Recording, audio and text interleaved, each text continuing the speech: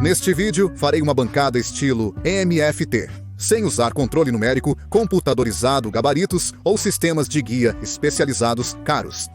Planos completos e listas de corte para esta mesa estão disponíveis gratuitamente para apoiadores do canal no Patreon ou por uma pequena taxa na minha loja Etsy, complementando este vídeo. Os links para ambas as páginas estão na descrição abaixo.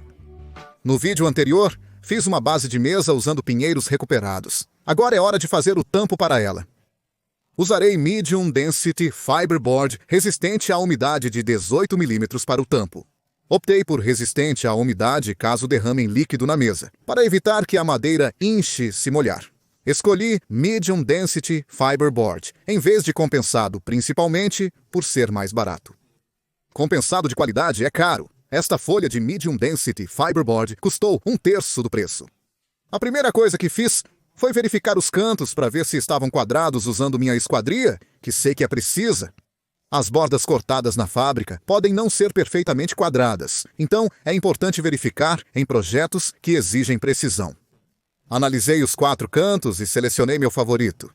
Parecia perfeitamente quadrado, então usarei esse canto como referência quando começar a marcar as posições. Minha mesa deve ter 1.800 mm de comprimento por 800 mm de largura. Estou medindo e marcando para cortá-la no tamanho correto. Obviamente, estou garantindo que meu canto de referência ainda esteja na folha. Usei minha serra de trilho para cortar o excesso e fiz muitas verificações duplas das medidas porque a precisão é importante nesta construção. Com o topo cortado no tamanho, varri a poeira e comecei a aplicar o acabamento. Pareceu uma boa ideia aplicá-lo antes de perfurar os buracos. Estou usando verniz à base de água, meu acabamento preferido quando quero algo resistente. É realmente um material bom. Na seção de ferramentas da descrição abaixo, há links para meus acabamentos favoritos, caso queira ver o que eu uso. Enquanto o acabamento secava, fiz um gabarito de perfuração simples para ajudar a perfurar os buracos com precisão. Meu gabarito será feito de um pedaço de Medium Density Fiberboard de 18 mm. O material que estou usando tem uma lâmina, mas o utilizo porque era o que eu tinha disponível. Comecei cortando-o exatamente a 200 mm de largura na serra de mesa. E antes de fazer este corte, fiz um corte de teste em outra peça, apenas para verificar se minha serra de mesa estava cortando com precisão, porque era realmente importante que medisse exatamente 200 mm. E depois de fazer o corte, verifiquei com uma fita métrica, em que confio para precisão. Então eu cortei no comprimento e fiz meu gabarito com 800 mm, a mesma medida da largura do meu tampo de mesa. Fiz esse corte usando minha serra de trilho com meu esquadro de velocidade guiando o corte. Um esquadro que sei ser preciso e confiavelmente quadrado. Você pode estar se perguntando como sei que meus esquadros são quadrados. Há uma maneira simples de verificar isso. Tudo o que você precisa é de um pedaço de madeira com uma borda totalmente reta. Segure o esquadro contra a borda reta, trace uma linha, vire o esquadro, trace outra linha e, se o seu esquadro for quadrado, essas linhas devem estar exatamente à mesma distância uma da outra. Como pode ver, este está perfeito. Porém, este esquadro combinado não tem muita precisão. Antes era assim, mas agora está fora do padrão e posso provar isso repetindo o teste. As linhas deste esquadro combinado não estão igualmente espaçadas, por isso não o uso mais como esquadro. Eu o uso para outras coisas, como você verá em breve. Então, com esse esquadro combinado, eu ajusto a guia em 100 mm e a aperto bem. Vou usar isso para encontrar o ponto central do meu gabarito, fazendo uma marca de corte com minha faca de marcação e depois virando o esquadro. Se a lâmina se encaixa direito na mesma marca de corte como faz aqui, isso verifica que é o verdadeiro ponto central. Se não encaixar, ajuste o esquadro combinado até encaixar. A marca da faca é difícil de ver nesta filmagem, então uso meu lápis apenas para destacá-la. Com o esquadro combinado ajustado ao centro do gabarito de perfuração, faço uma linha de corte com a faca ao longo do comprimento do gabarito.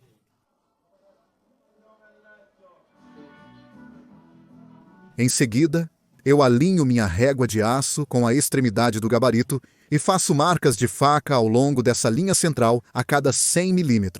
Novamente certificando-me de ser o mais preciso possível. É uma ideia prender a régua para que ela não se mova, mas eu não me incomodei.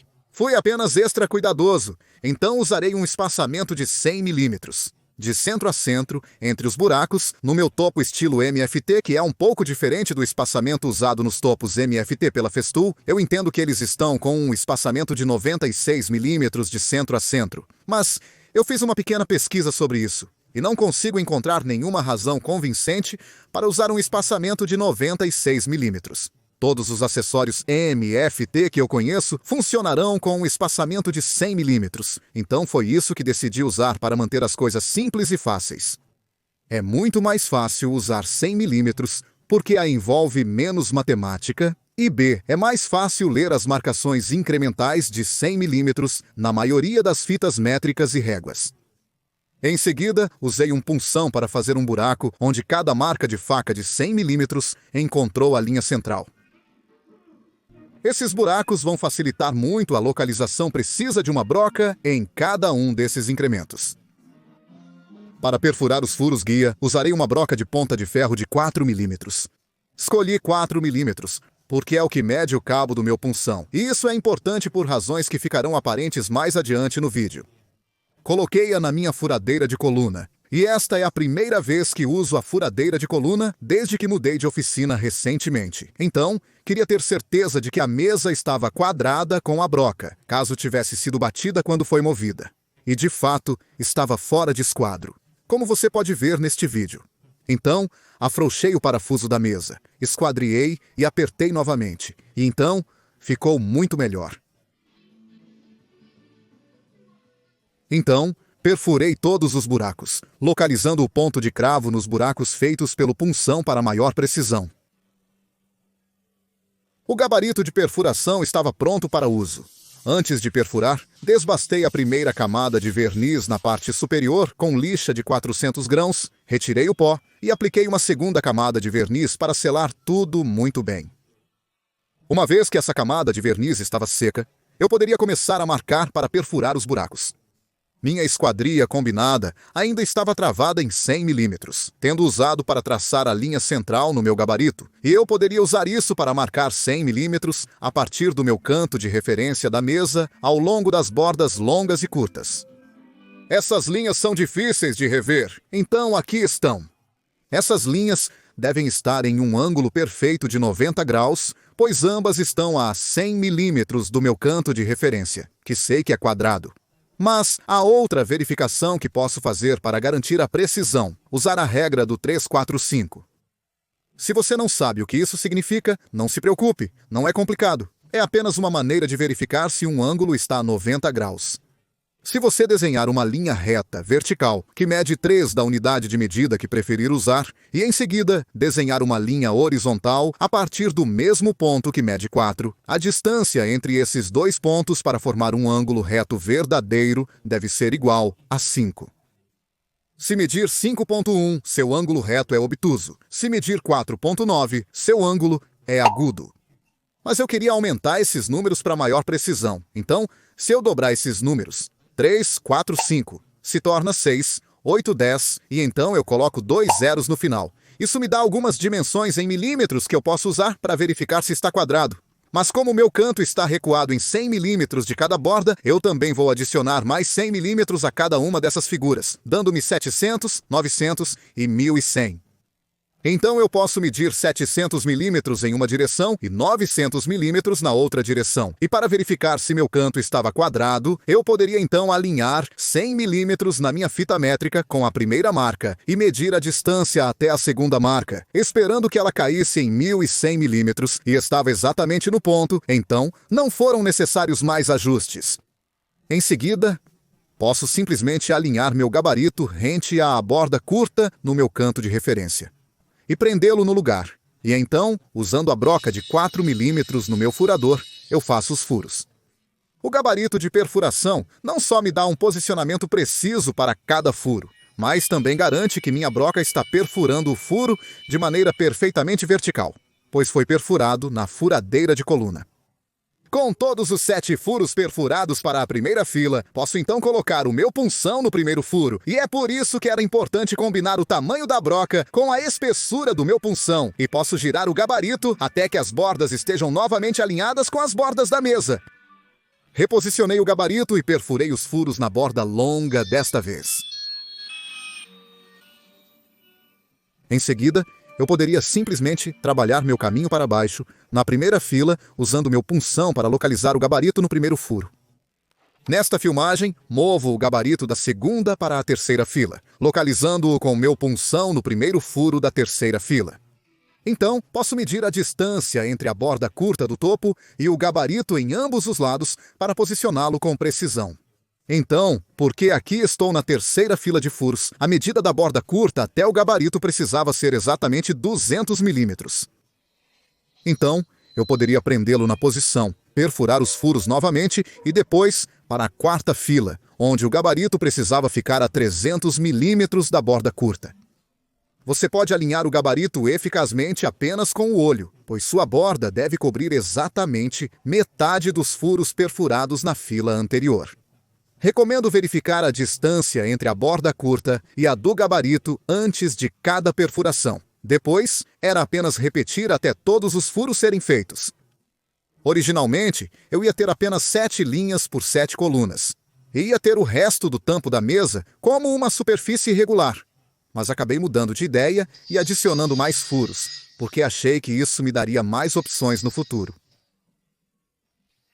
Em seguida, eu poderia perfurar os furos até o tamanho completo, e vou usar uma broca de 20 milímetros para perfurar os furos, porque esse é o tamanho dos cães e acessórios que vou usar, sobre os quais falarei mais tarde no vídeo. Este kit de brocas Irwin está disponível através de links na seção Minhas Ferramentas da descrição abaixo. Não é um anúncio. Comprei com meu próprio dinheiro. Fiquei muito impressionado, então achei que valia a pena mencionar. Perfurar grandes buracos em Medium Density Fiberboard pode ser complicado, porque, à medida que a broca penetra nas camadas de madeira laminada, essas camadas podem rasgar, obstruindo a broca e impedindo que ela penetre corretamente na madeira. A melhor técnica que encontrei é mudar a furadeira para a marcha baixa, para que ela perfure mais devagar. Então, aplicar muita pressão para baixo na parte traseira da furadeira para ajudar a broca a penetrar no Medium Density Fiberboard e perfurar os buracos lentamente. Eu também recomendaria apenas começar o buraco pelo lado de cima, sem atravessar todo o caminho, e depois virar a parte de cima e perfurar de baixo para cima. Isso resulta em um acabamento limpo e bonito nas partes superior e inferior. Depois, uso uma fresa de chanfro no roteador para limpar as bordas dos furos recém-perfurados. Você pode ver neste vídeo que há um pouco de desgaste e a fresa de chanfro arruma isso muito bem.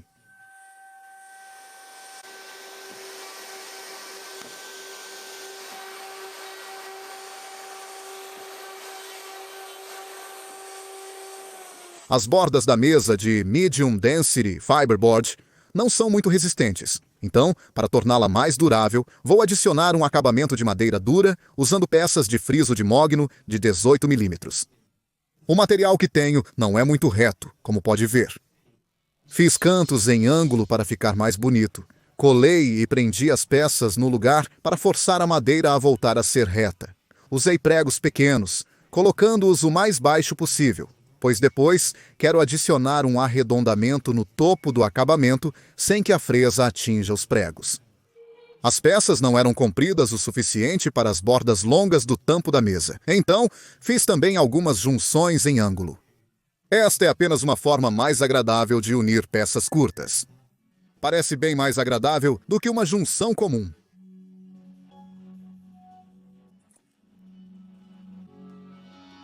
Removi o excesso de cola com um pano úmido. Eu esperava ter que gastar algum tempo nivelando a estrutura da prateleira superior antes de adicionar o topo MFT. Mas, como montei no chão plano, na verdade parecia bastante bom quando olhei ao longo do comprimento. Porém, removi alguns pontos altos com uma plaina manual para garantir que o topo estivesse assentado uniformemente na estrutura. Também quebrei as bordas afiadas na estrutura com um bloco de plaina para evitar que elas se desfiem no futuro. Para fixar o topo, vou usar furos de bolso, mas sem usar um gabarito. Eu apenas começo com a broca e depois a inclino lentamente e termino os furos.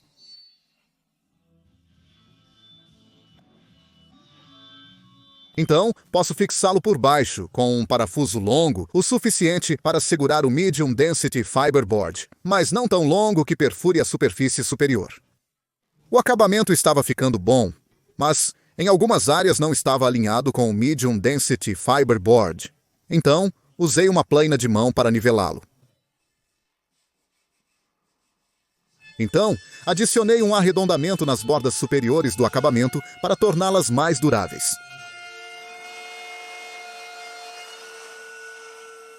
Quero falar sobre um erro que cometi.